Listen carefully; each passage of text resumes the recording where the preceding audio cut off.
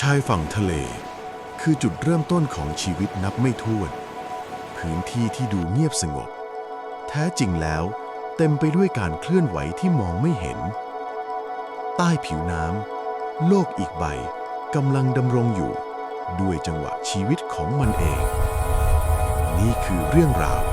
ของสิ่งมีชีวิตที่ซ่อนอยู่ใต้ผิวน้ำ